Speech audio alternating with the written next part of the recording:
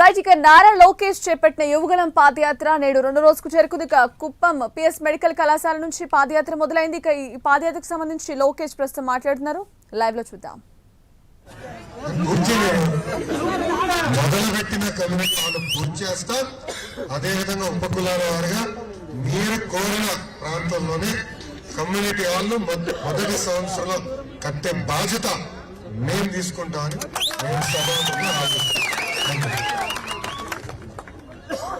Thank you అన్న. రజక తరఫున దయాసాగర్ దయా లేదా లేకపోతే గోపాల్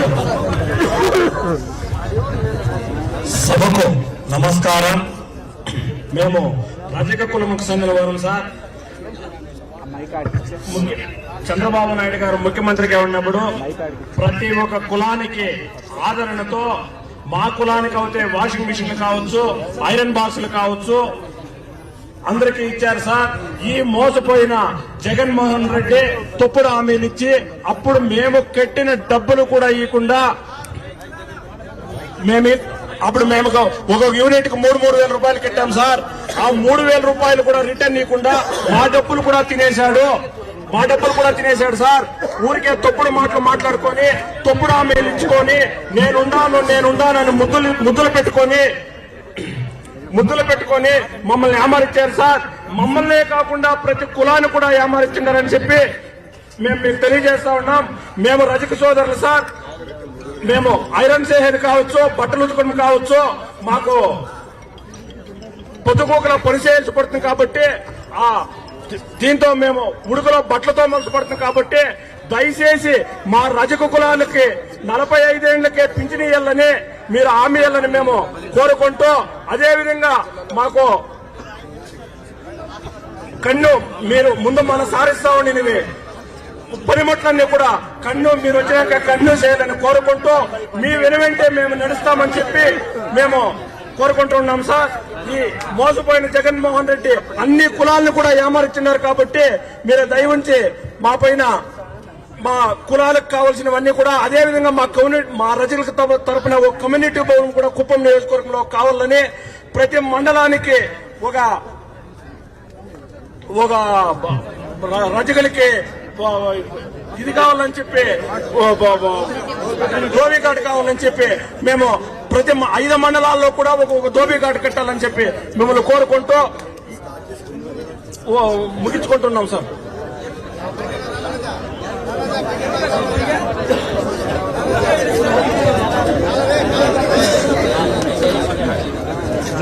అన్నా, ఇప్పుడు మన నియోజకవర్గంలో కుప్పంలో 2 డోబీ ఘాట్లు ఆల్రెడీ పనులు పూర్తి చేసాం, అవునా కదా? అదే చేశాం కదా, 2 పూర్తి చేసినాము, ఇంకా 3 చేయాలి. తప్పనిసరిగా చేద్దాం, పెద్ద పని కాదు అది. రెండోది అన్నట్టు ఏదైతే 10% మనం కట్టాల్సి ఉందాం. నా ఫోన్ ఎవరిదో మంచి రింగ్ టోన్ ఉంది, డిస్టర్బెన్స్ బాగా వస్తుంది.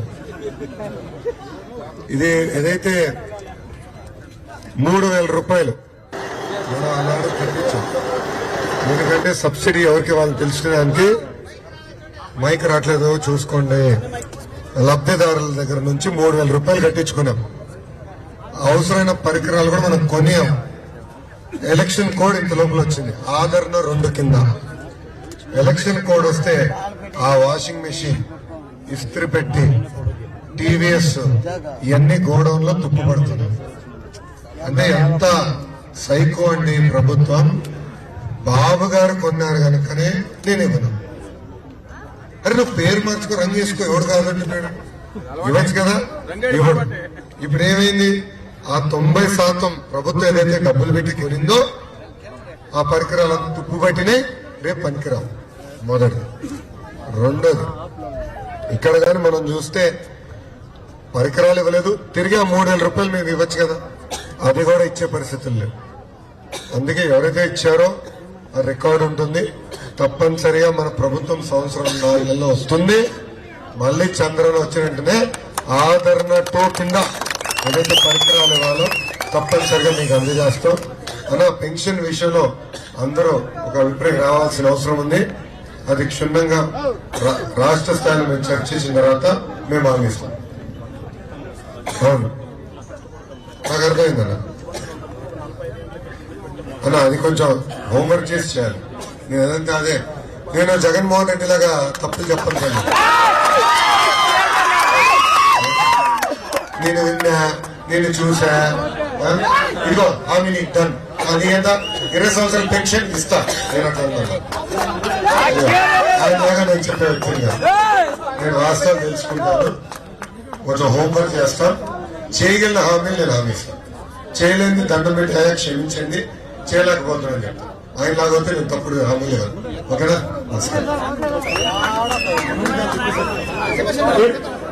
ఇప్పుడు నాయ బ్రాహ్మణుల తరపున దివాకర్ గారు. అందరికీ నమస్కారాలు. ముఖ్యంగా లోకేష్ బాబు సార్ గారికి నమస్కారాలు. సార్, శాంతిపురం మండలం నాయ బ్రాహ్మణ సంఘం ఎన్నిక ఇంతవరకు మా కులస్తులు ఏ ఒక్క ఇది అడగలేదు సార్. ఇప్పుడు మాకు కూడా పాలక వర్గాల్లో సీట్ వచ్చేట్లా మాకు కూడా మా మండలం తరఫున కానీ కోరుకుంటున్నాం సార్. అదే మా నాయకులు కూడా సార్ శాంతిపురం మండలంలో కూడా మా క్యాస్ట్ అంటే కొంచెం ఎన్నికనే పెడుతున్నారు సార్. అన్నిట్లోని పాల్గొనేదానికి మాకు కూడా అవకాశం ఏంటని అనుకుంటున్నాము.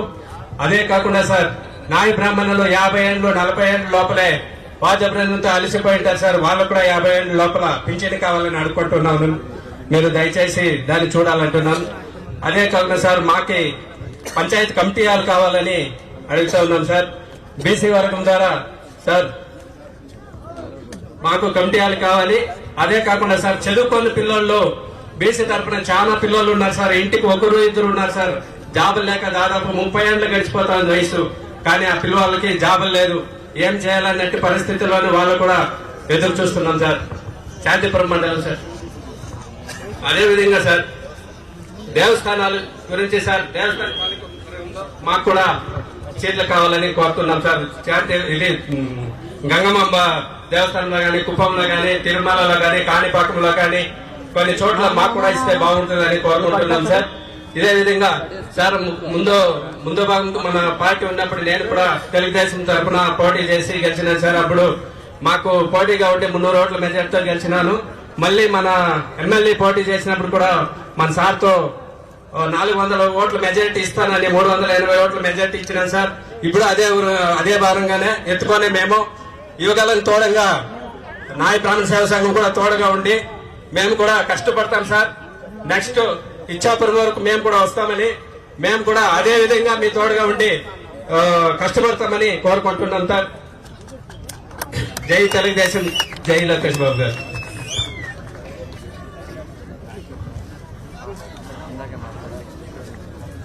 అన్న, మొదటిగా శాంతిపురం కన్వీనర్ మన సామాజిక వర్గానికి చెందిన నాయకుడు. రెండోది, కమ్యూనిటీ హాల్కి 30 లక్షల రూపాయలు చంద్రన్న శాంక్షన్ చేశారు. ఈ ప్రభుత్వ అధికారంలోకి వచ్చిన తర్వాత అది ఆపేస్తాం జరిగింది. అది మొదటి. రెండోది, మీరు కోరారు పదవులు కావాలి, నేను ఏకీభవిస్తాను.